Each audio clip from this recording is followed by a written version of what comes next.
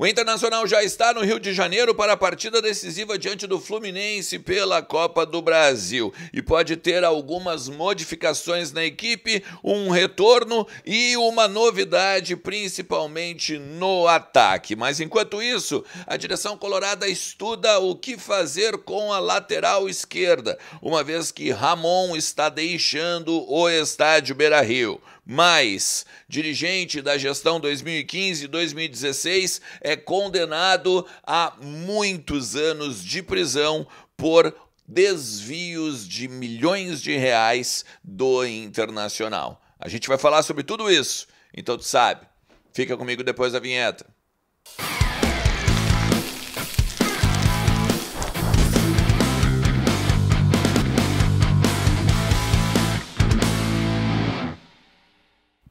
Fala Colorado, fala Colorada, como é que vocês estão? Tudo certo? Tudo beleza? Bora lá falar do Internacional e atualizar as informações do nosso clube, entender um pouquinho do que está acontecendo nos corredores do Beira-Rio, também no CT Parque Gigante, na Morada dos Quero-Queros, a casa da nossa base lá em Alvorada, tudo sobre o Inter tu encontra nos conteúdos aqui do canal. Fica comigo até o final do vídeo, beleza? Te inscreve, ativa o sininho, bora lá falar do Internacional e entender o que está acontecendo para a delegação, né, que foi até o Rio de Janeiro, já chegou, inclusive, o clube já divulgou algumas imagens em suas redes sociais. Tem uma galera, né, com ouriçada querendo saber do Valência, muita gente me mandando mensagem porque o Valência não aparece nas imagens, mas tem outros jogadores que também não aparecem nas imagens, tá? Eu acredito que ele vai. Não tem até o momento, pelo menos neste, ó, são 18 horas e 10 minutos. Não tem nenhuma informação de que o Valência lesionou, de que o Valência está com problema ou qualquer coisa parecida, tá? Então, neste momento, eu tenho que vai Antony e o Rocher, aí o Aguirre, o Benítez e o Bernabé de laterais. Os zagueiros são os dois titulares, o Vitor Gabriel e o Vitão, pelo menos até o momento, né? Mais o Mercado, mais o Juninho, mais o Cleiton Sampaio. O Pastor, de volante, né? Pastor, o Richard, mais ainda o Ronaldo, Thiago Maia, o Bruno Henrique e o Diego Rosa estaria relacionado. Bruno Tabata, Alan Patrick no meio e os atacantes, né? O Gustavo Prado, o Ricardo Matias, o Borré e o Valência. Vamos ver o que vai acontecer, porque pelo menos era essa a expectativa desse grupo aí. Tem o Vitinho ainda, claro que eu estava esquecendo, para fechar os 23, tá? Então, assim, o que o Inter pretende? Hoje, o técnico Roger Machado, ele testou o Matias pelo lado direito, jogando como um ponta direita. Acredito que com o Borré e acredito também com o Valência, tá? Não sei a dupla. Só me disseram que o Roger trabalhou o Matias pelo lado e não centralizado. Acredito também que o Gabriel Mercado, que está com uma moral muito grande, tem uma chance tremenda de começar o jogo, tá? Muitas pessoas gostaram da contribuição do Mercado agora no final de semana. Os números dele foram muito bons. A recuperação dele, aparentemente, tá boa também. E ele se credencia para ser a dupla de zaga do Vitão no jogo contra o Fluminense. E aí, eu acredito que não vamos de 3-5-2. O jogo, praticamente, para mim, está definido com o 11 inicial assim. Rocher, Brian Aguirre, Mercado, Vitão, Bernabé. Thiago Maia com o Bruno Henrique, Alan Patrick. Aqui do lado eu ainda acho que vai o Wesley, e depois que entra o Matias, por exemplo, que testaram, mais o Carboneiro e o Rafael Borré. Esse é o 11 inicial do Inter. Me espantaria muito se não fosse esse, mas de qualquer maneira, se a gente tiver alguma surpresa, aí só, né, 45 minutos antes do jogo, tá? Na lateral esquerda, a gente tinha o Ramon, que acabou indo para o Vitória, né? Vai ser emprestado com um passe fixado e tudo mais.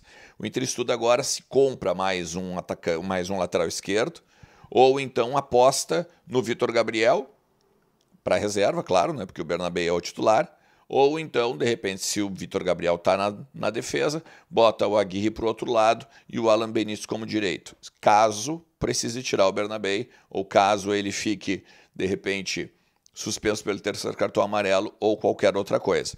No momento não é a prioridade do Internacional. Se vai ainda ter uma contratação é a contratação de um atacante pelo lado direito e não o meia-ponta, não o meia-ponta. Um cara que jogue como atacante mesmo. O meia-ponta a gente já falou que pode ser o Alan Rodrigues, que não está inscrito na Copa do Brasil, porque eles perderam, né, o tempo da negociação e, inclusive, a possibilidade de inscrever a partir aí do fechamento do negócio com o Argentinos Júnior, tá? Tem uma matéria, cara, que eu quero trazer com vocês aqui, até pegando uma ajuda do Correio do Povo, tá? Porque o Fabrício Falkowski também é muito bom nesse assunto aqui. Vocês estão ligados que em 2015 e 2016 houve um dos maiores roubos da história do Internacional, né? A gestão foi praticamente levando de pá, como diria, né, antigamente o grande Ricardo Vidarte, em uma conversa informal aí que ele teve com os jogadores daquela época. E aí, agora é a vez do Emílio Marques Ferreira ser responsabilizados por desvios daquele biênio. E ele era o responsável pelas obras no Beira-Rio e no CT Parque Gigante. E por conta disso, ele então é condenado por estelionato e organização criminosa. Ele foi condenado a 10 anos e 6 meses de prisão, regime fechado, pela participação, então, no esquema, né, que causou, no mínimo, um prejuízo de 18 milhões de reais. Isso que encontraram agora, né? Eu estava lá na reunião do Conselho Deliberativo de 2017, em que a Ernst Young, com um PowerPoint, começa a mostrar as notas sequenciais ou com problemas de fiscalização para o clube, e eu parei de contar com 65 milhões de reais.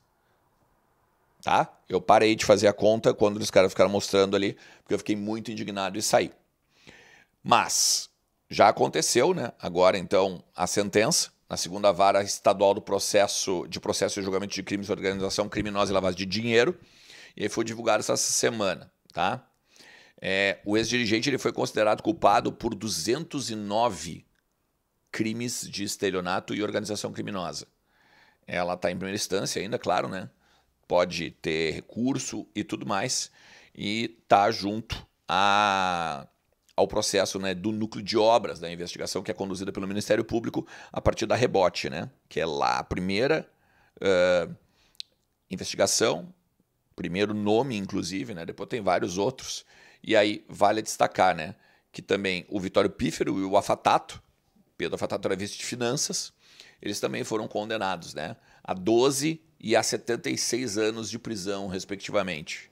E aí agora, claro, né, o Emílio ainda pode recorrer, tá? Ele ainda tem também uma questão de que o Inter teria pago cerca de 13 milhões a um conjunto de empresas e que essas empresas não tinham nenhuma contrapartida, né? Ou seja, não realizaram as obras tanto no Beira-Rio quanto no CT do Parque Gigante. É difícil, né, cara? É complicado. Mas, se tu quer deixar aí, de repente, algum recado, aproveita. Aproveita nos comentários aqui e vamos seguir aí trocando uma ideia ao longo de todo o dia. Não te esquece também, cara, que a Mais Ágil pode te ajudar na tua questão financeira, principalmente se tu tem lá um fundo de garantia guardadinho teu, prontinho para ser usado a hora que tu quiser. Não precisa ser só quando tu ser demitido ou te aposentar ou enquanto tu achar de repente, é só lá na frente. Não, não, não. Agora mesmo. Fala com a Mais Ágil, nesse telefone que está na tua tela aí, que eu tenho certeza que eles vão te atender. E se tudo der certo, em menos de 24 horas o dinheiro está no teu bolso. Valeu? Tamo junto, forte abraço. Tchau.